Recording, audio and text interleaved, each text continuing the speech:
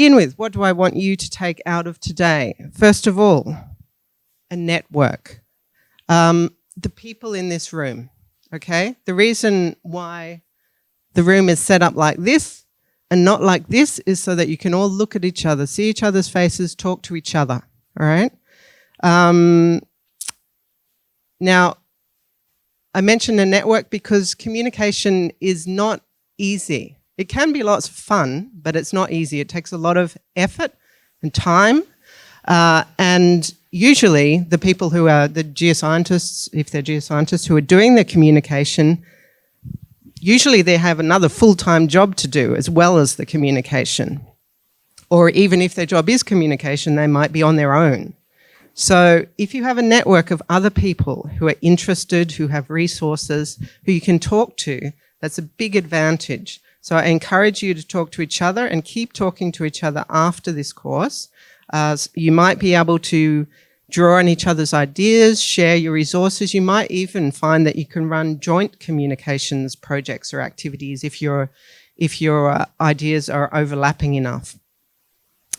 I'm a geologist, but I also did a master's degree in science communication and public engagement, which finished 3 years ago. And I still meet with the students who were on my course from time to time and get valuable feedback about science communication. I talked to them about this course today.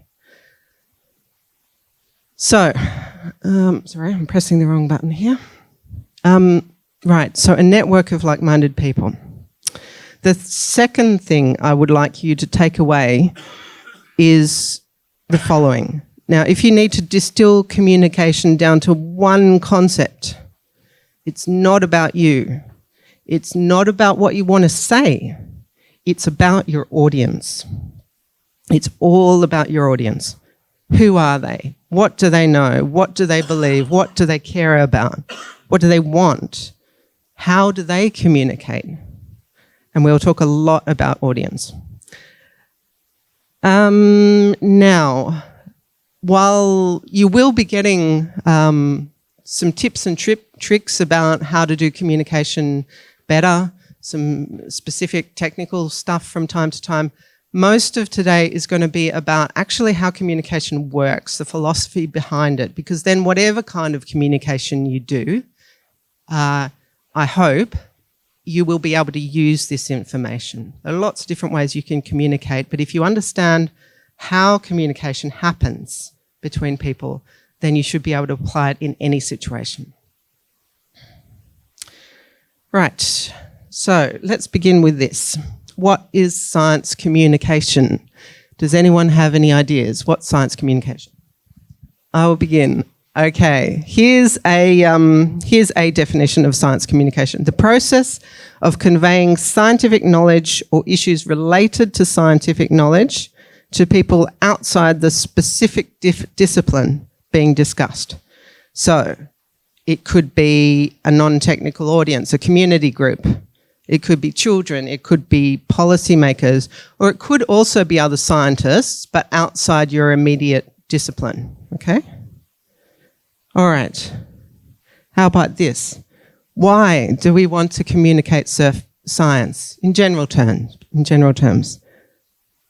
So for example, and then I want you to come up with some ideas, we might want to inform people about something, okay, some scientific knowledge. What else? Why else would you want to communicate science?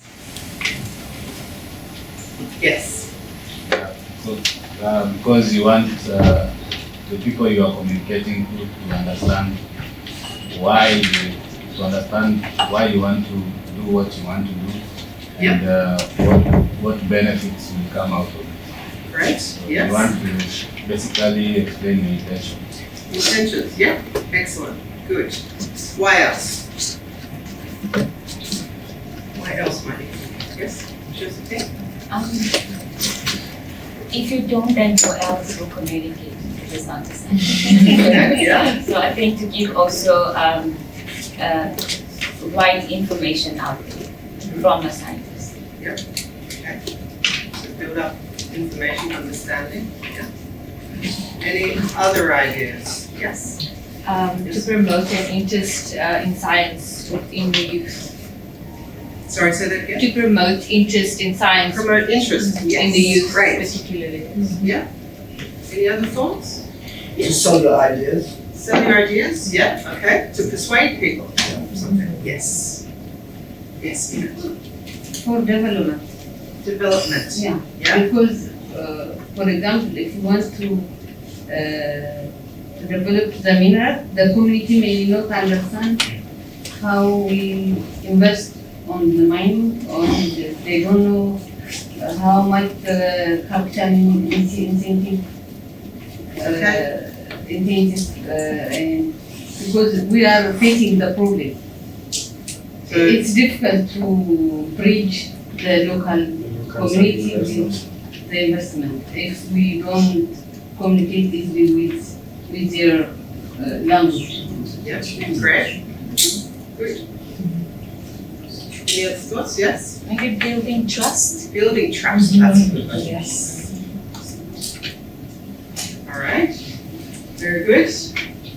And I think you've covered a lot of the ideas I had here. So also, it might be to entertain people. This has value as well. Inspire, engage people, promote dialogue. I think that was a part of what you were saying, Ina, to build a communication, a dialogue between different groups.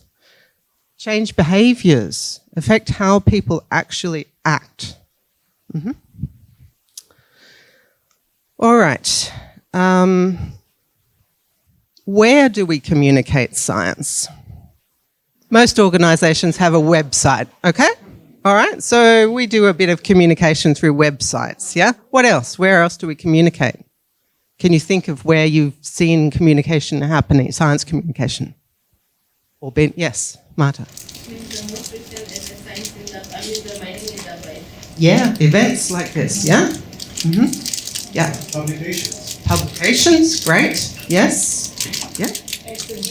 Exhibitions, yeah. Social media. Social media, yes. Absolutely. Good. There are a lot of places to communicate science. All kinds of different media. Public lectures and meetings was mentioned. Children's activities, schools, museums, libraries, industry events like this one. Right. Now I would like you to think about what impact science communication can have. So, for example, understanding of an engagement with science can promote national prosperity. I think you were also alluding to this. If we can get information and understanding out there, this can actually help build national prosperity. What else? What impacts can it have? Yes? It changes people's behavior. change behaviour. Behaviour, yes. Mm-hmm. Can you force the government's income through investors? Because if investors have enough information, then they can be enticed to invest in it. Yes. Yeah. Right. Yes. More like growth mindset and change your mindset. Change your mindset. Yeah. Mm-hmm. Perceptions. Yes. Yeah. Increase science literacy in society. Yeah. Great. Yes. Build science literacy. Yeah. Anything else? Okay. Let's see what else I have here. Improve employment prospects. Improve decision making. Okay, I think we covered this both in terms of individuals' ability to make better decisions, but also organisational level and societal level. It can enrich people's lives. It can reduce the fear of the unknown and a sort of reactive response to science by providing this factual basis. This was mentioned, it can support and strengthen the impact of formal science education.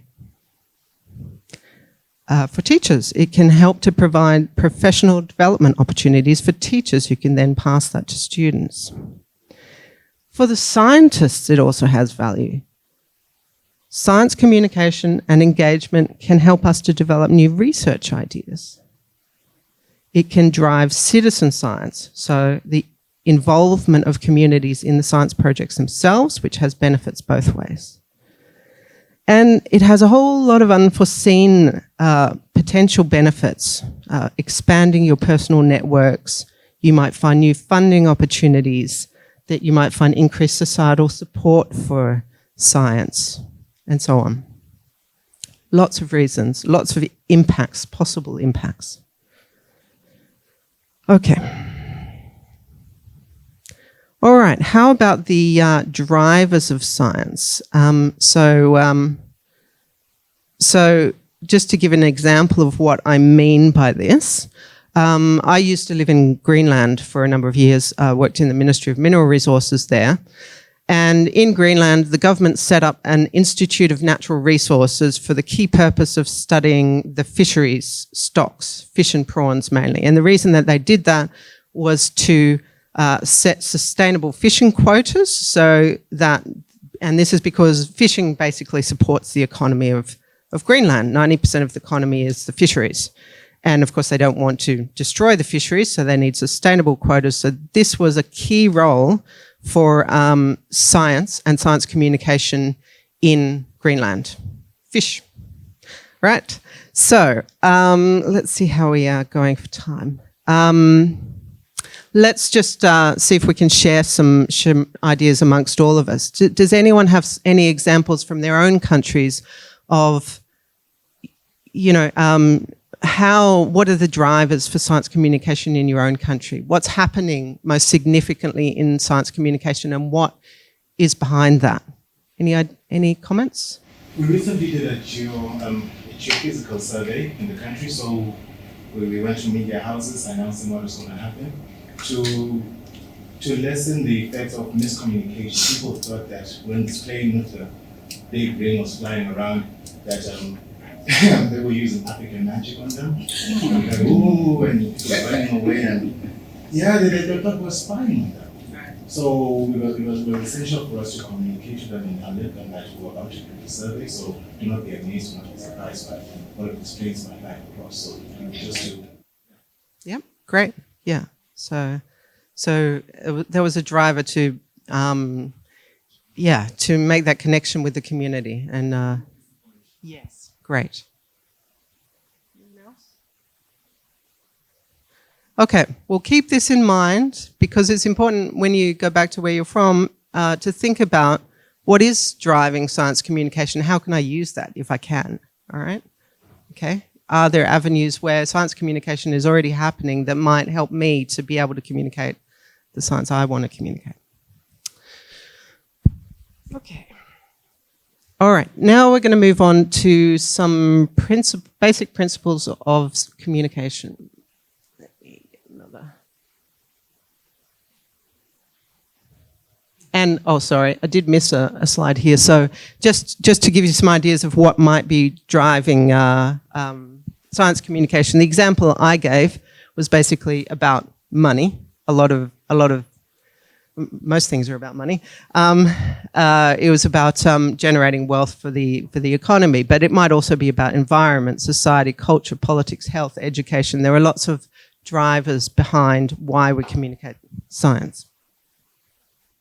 Right, so let's start with this. How does communication work?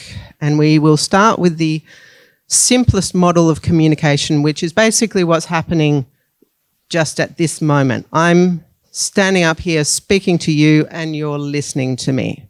So what we've got is someone over here, the transmitter, me in this case, and I'm very happy. I have a message that I want to deliver to the receiver over here, who is you.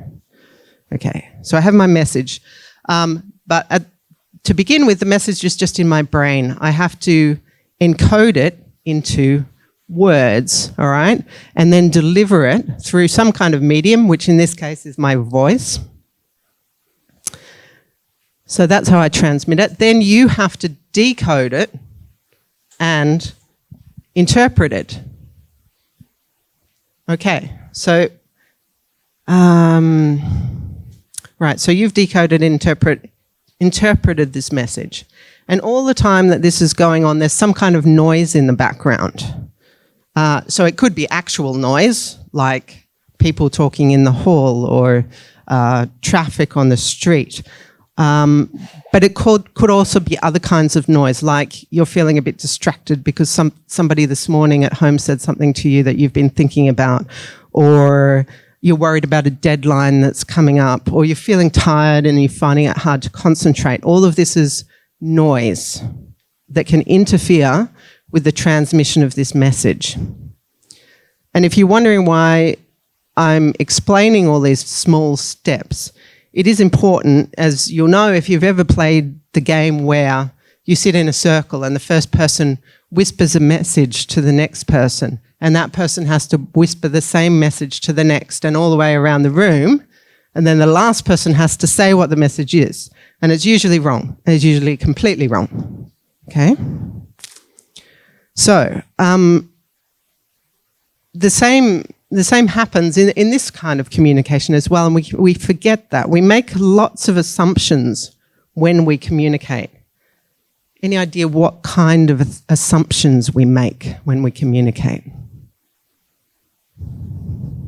For example, I assume that you're listening to me. Any other thoughts on what we're assuming? Yeah. You know what? Yeah, I'm assuming you know what I'm talking about. I assume that you can understand the words I'm using, the accent that I have. I assume that you're interested.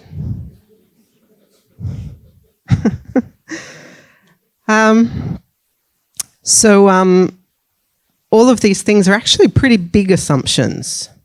In my case, I'm pretty lucky because all of you, I think, have expressed an interest in this subject and you applied to be here. So I'm off to a good start, all right? Thank you, David. But it's not usually the case that your audience is going to be interested in listening, all right? Think of social media, for example. It's not a good assumption to make that your audience is listening or interested or not distracted. They're probably scrolling on their phone, and your piece of content is just one of many that's scrolling past, okay? Right. Now, this method of communication is known as the linear model. Any idea why?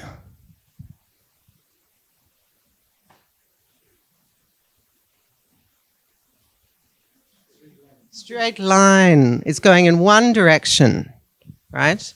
In this model, there's no return journey. All right. Can you think of any examples of a kind of communication that would fit into this model of communication? Yes. Yeah? As long as the students weren't allowed to say anything? Yeah? Yeah. Yes? Storytelling? Yeah, yeah. Great. Yeah, Krishnan. Television is a good example, yes. Television, radio. Haha, great example. Love it. All right. So what are the problems with this kind of communication? And I guess we've kind of covered that in our assumptions. We don't know if our audience is listening. We don't know if it's having any impact. There's no ability to answer any questions, so you can't clarify any misunderstandings. You have no idea if the message you're trying to get across is at the right level. It might be too simple. It might be too complicated. Now, I also want to talk about, in this context, the deficit model. And I know some of you have read about this already. Can anybody tell me what the deficit model of science communication is? Yes.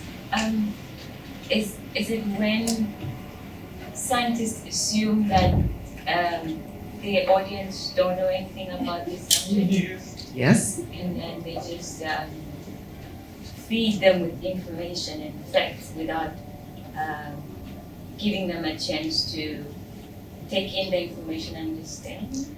Close. The first part is a part of it. They assume that the audience doesn't know anything much about science. Because they assume that, they have a belief. Do you know what that belief is? The deficit model attributes public skepticism or hostility to science to a lack of understanding resulting from a lack of information. So they're assuming that the public doesn't know anything much about science, and because of that, there is a there's a skepticism or a sort of hostility towards science. Okay. What are the assumptions here in this model? Anyone? Well, we are, for example, assuming that the public doesn't know anything, that they have a lack of knowledge. What else? Yeah? You assume that the communication you're trying to pass across won't be challenged or maybe they are challenged mostly. You're assuming that it won't be challenged? Yeah, that's what you're trying to your communication or your ideas won't be challenged. Because, the audience must. That is true. Yeah. Anything else?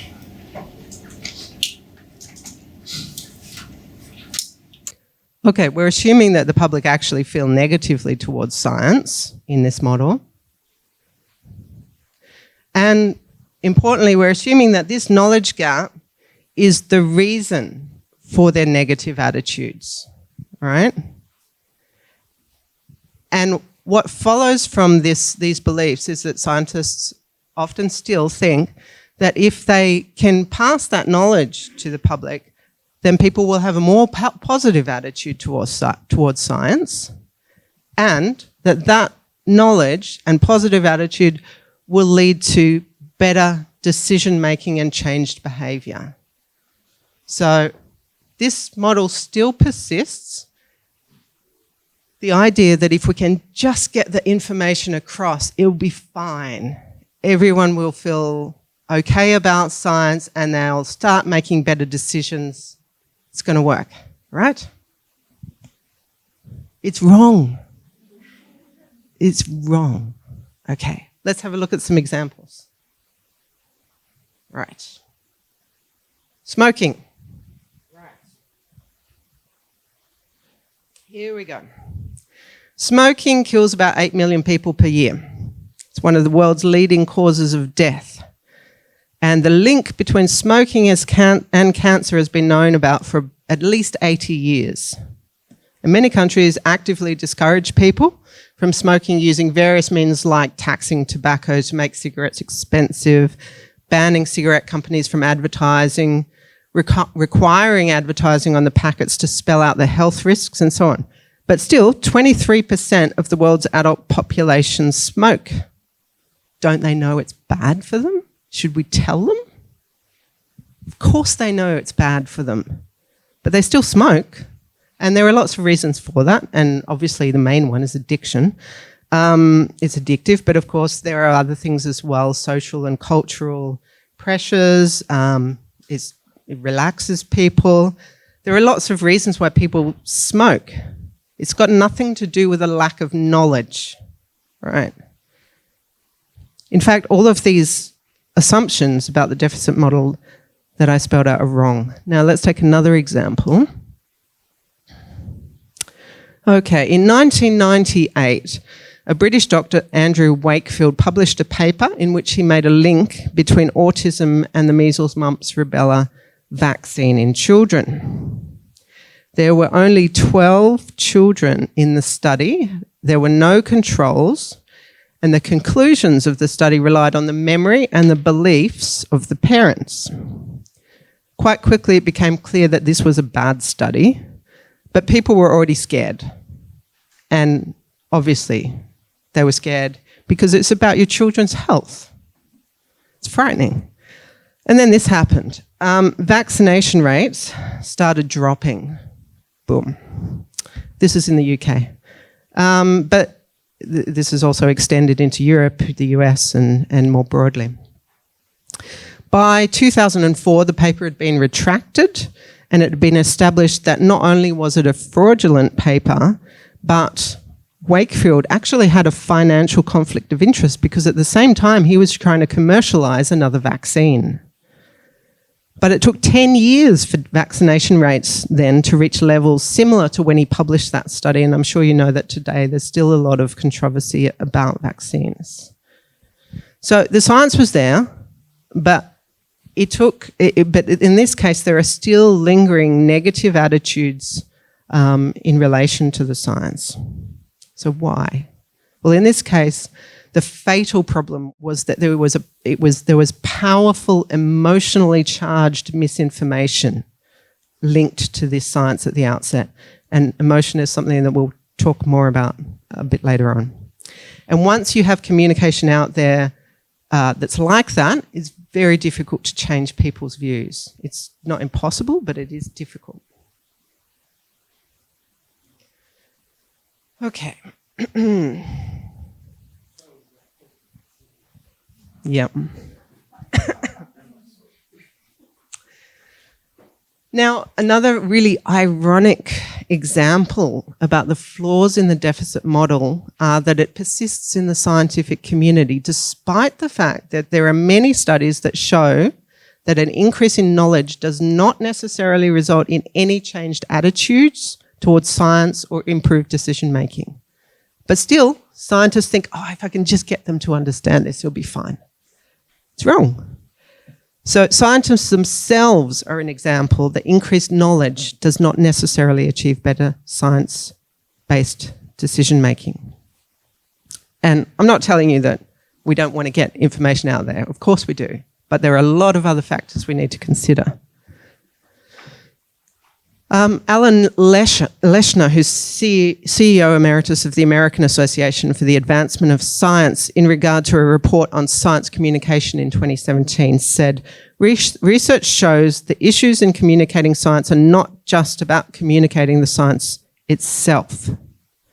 People make decisions based on a variety of things and rarely on the basis of science alone. Okay, so linear communication. This is really roughly in line with the deficit model. We're just trying to get information to you and then it'll be fine. It's not very effective. So the next step is a two-way communication model. So we start again with the transmitter encoding their message, sending it via some medium, radio, internet, phone, TV, a conversation, writing, and then the receiver decodes the message. But this time, there's also noise going on in the background, but then the receiver becomes the transmitter and they send a message back again. So this is an example, I'm talking to you, somebody asks a question or makes a comment. That's a two-way communication. All right, can you think of any other examples of this kind of communication where we're going first one way and then the other? Yes. Classroom setup, the lecturer communicates, then gives a test.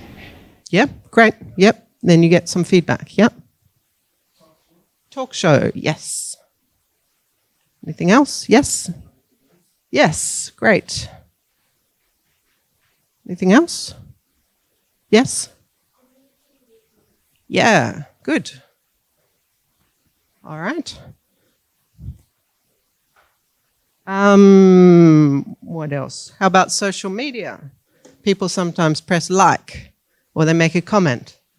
This is still two-way communication. It's not brilliant, but it's still in two directions. Okay, so what are the benefits of two-way communication over linear communication? Interactions. Sorry? Having interactions. Interaction, yes? Yes. It gives you an idea, so whether the person understands what you are communicating. Yes, you have some idea. You can adjust your message a little bit. You have a feedback if people are getting what you are saying. Feedback, yes. Yeah, feedback. Absolutely. Right, so we're starting to get some feedback now. This is good. Okay, so you can respond to people's questions, adjust your message a bit. Instead of it being just a monologue, it's a dialogue now. And you might have maybe heard in the literature about communication being discussed in terms of deficit versus dialogue. All right, two different models.